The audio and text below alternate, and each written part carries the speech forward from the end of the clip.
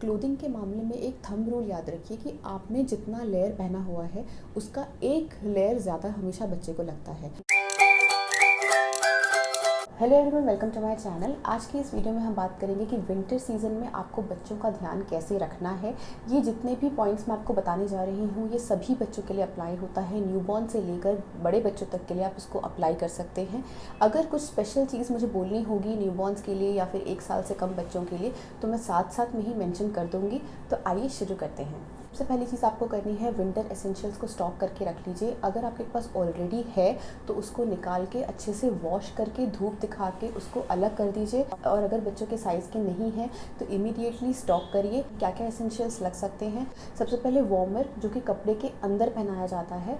उसके बाद स्वेटर्स में प्रेफरेबली हुड वाला जिसमें कि आप कान ढक सकते हैं। उसके बाद कैप्स आप ले सकते हैं। 2 साल से कम के बच्चे घर पे भी कैप पहन के रह सकते हैं। और उसके बाद आता है सॉक्स। तो वहाँ के टेम्परेचर के हिसाब से आप वुलन सॉक्स ले सकते हैं और नहीं तो सिंपल कॉटन सॉक्स ले सकते हैं अगर बहुत ठंडी नहीं पड़ती है। ये 4 क्लोथिंग से रिलेटेड विंटर एसेंशियल्स है जो आपको फिलहाल स्टॉक करके रखना है। नेक्स्ट हम स्टार्ट करते हैं मॉर्निंग से लेकर इवनिंग तक का उनका जो रूटीन रहेगा। तो उसमें बेदिंग, यस, उनको नहलाना होता है, वार्म वाटर से नहलाना होता है, रोज़ नहला सकते हैं। अगर 1 साल से कम के बच्चे हैं तो आप उनको ऑल्टरनेट डे करके कर सकते हैं। एक दिन आपने स्पॉन्ज कर दिया वार्म वाटर से और नेक्स्ट डे उनको नहला दिया, फिर आपने स्पॉन्ज कर दिया, फिर नहला दिया। इस तरह से ऑल्टरनेट डे कर सकते हैं। हेड बाथ आपको रोज़ करने की ज़रूरत नहीं है, शैम्पू रोज़ करने की ज़रूरत नहीं है।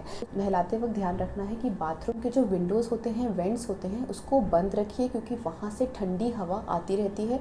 तो नहाते वक्त बच्चे को बहुत ठंड लग सकती है। नहाने के बाद उनको बाथरूम में ही इमीडिएटली कवर करके, टॉवल से कवर करके उनको रूम में लेकर आइए। अगर 1 साल से कम के बच्चे हैं तो आप उनको अपने रूम में ही बिल्कुल वार्म करके, जब सारे विंडोज़ और दरवाजे सारे बंद करके उनको टब में नहला के आप फटाफट उनको कवर कर सकते हैं। स्पॉन्ज जब आप कर रहे हैं तो एक बार में सारे कपड़े मत निकालिए। पहले ऊपर का रहने दीजिए, नीचे स्पॉन्ज कर दीजिए। नीचे का पहनाने के बाद आप ऊपर का स्पॉन्ज करिए।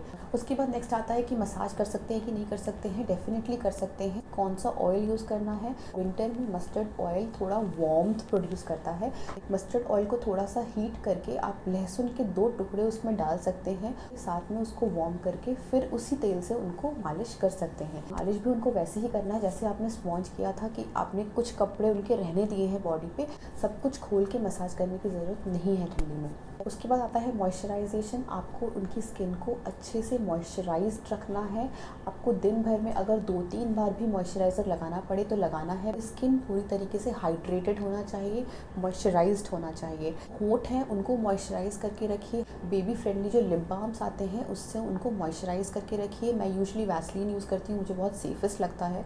स्किन को अच्छे से मॉइस्चराइज करने के बाद जब आप उनको कपड़े पहनाएंगे, क्लोथिंग के मामले में एक थंब रूल याद रखिए कि आपने जितना लेयर पहना हुआ है उसका एक लेयर ज़्यादा हमेशा बच्चे को लगता है। अगर आपने एक चादर ओढ़ी हुई है तो बच्चे को 2 चादर ओढ़ाना है। क्लोथिंग के टाइम पे हमेशा ध्यान रखिए कि आपको ओवर भी नहीं करना है, यानी कि ज़्यादा कपड़े भी नहीं पहनाने हैं और इतना भी नहीं पहनाना है कि बच्चे को ठंड लग जाए। अब कैसे पता चलेगा कि हमने जितने कपड़े बच्चे को पहनाए हैं उसमें बच्चे को ठंडी नहीं लग रही है?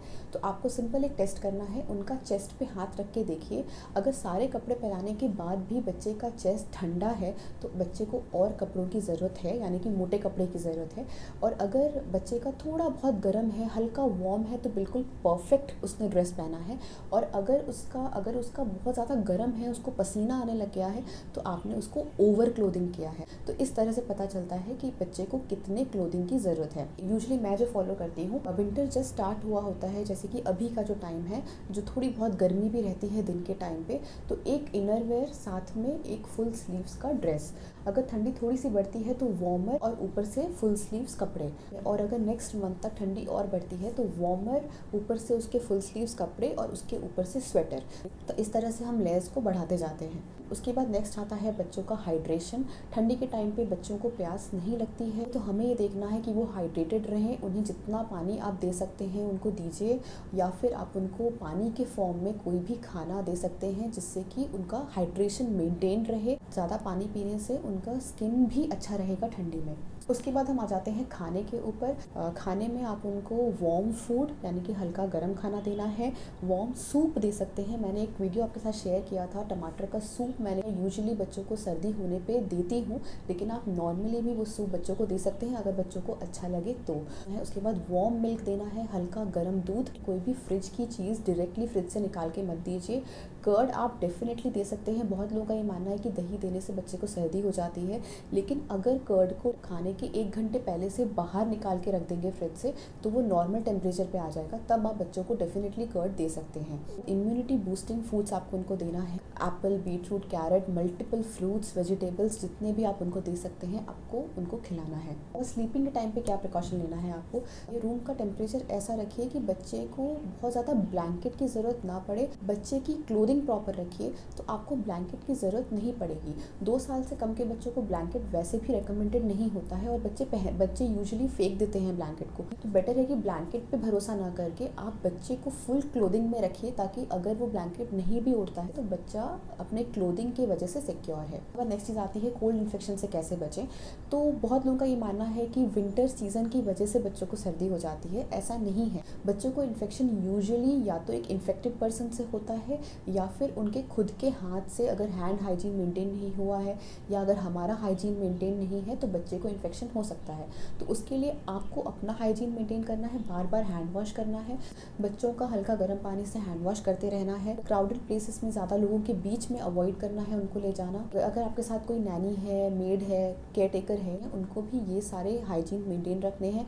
अगर उनकी तबीयत ख़राब है तो उनको अपने घर पे मत बुलाइए। अगर उनको सर्दी है तो बच्चों से उनको दूर रखिए। उसके बाद नेक्स्ट आता है आउटडोर। अगर बच्चा बाहर जा रहा है तो आपको क्या प्रिकॉशन लेना है। अगर ठंडी हवा चल रही है तो बच्चों का कान हमेशा ढक के रखिए, स्पेशली 2 साल से कम बच्चों का। उसके बाद उनको कपड़े के अंदर वार्मर डेफिनेटली पहनाइए। कोशिश करिए कि हल्की जो धूप रहती है, जब शाम के 4 बजे के आसपास थोड़ा बहुत सनलाइट होता है, हल्की धूप निकलती है ठंडी में, तब आप उनको लेके जाइए, या फिर मॉर्निंग का जो धूप होता है उसमें आप उनको लेके जाइए। एंड क्राउडेड प्लेसेस में अवॉइड करना है। तो ये सारे प्रिकॉशंस आपको विंटर में लेने हैं। आई होप आपको ये वीडियो हेल्पफुल लगा होगा। अगर इसी तरह के और वीडियोस देखना चाहते हैं तो प्लीज़ मेरे चैनल को सब्सक्राइब करिए। अभी के लिए just stay safe, stay healthy. Thank you.